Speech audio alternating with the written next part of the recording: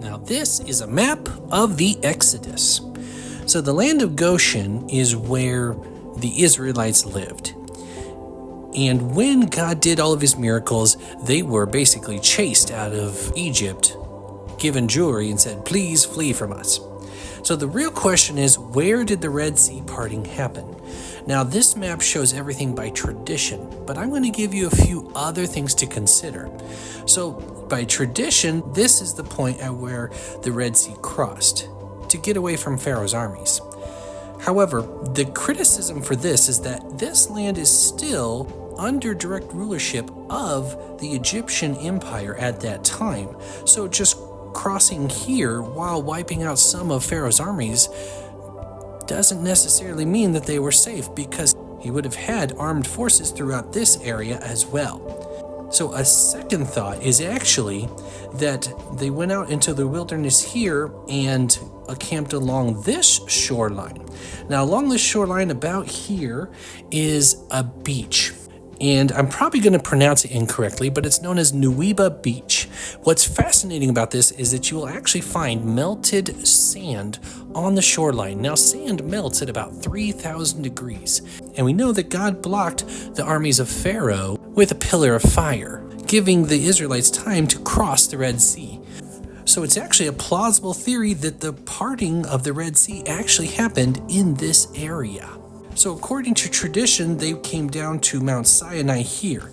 But again, this area was claimed by Egypt. So if this was the real Mount Sinai, as tradition states, then they weren't safe at all. It would not make any sense for them to stay here. They would have to go into the land of Midian. So where is the real Mount Sinai? For that, we have to go to a map that's not in this Bible. So I'm going to present to you this alternate possible path that the Israelites took.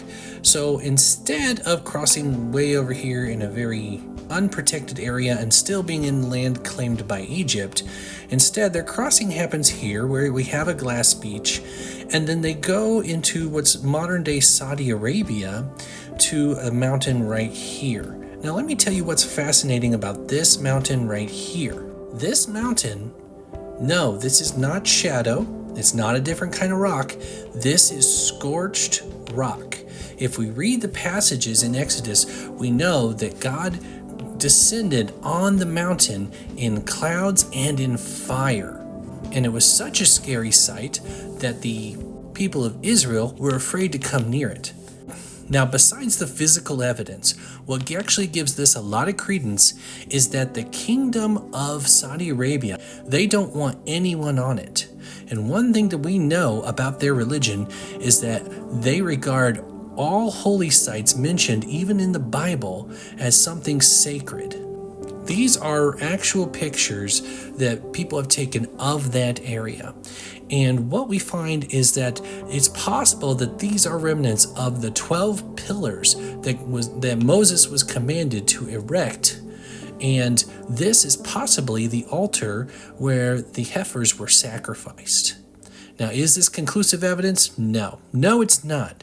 But believe me, it's better than just pointing at a random mountain on the map and saying, yeah, that's it.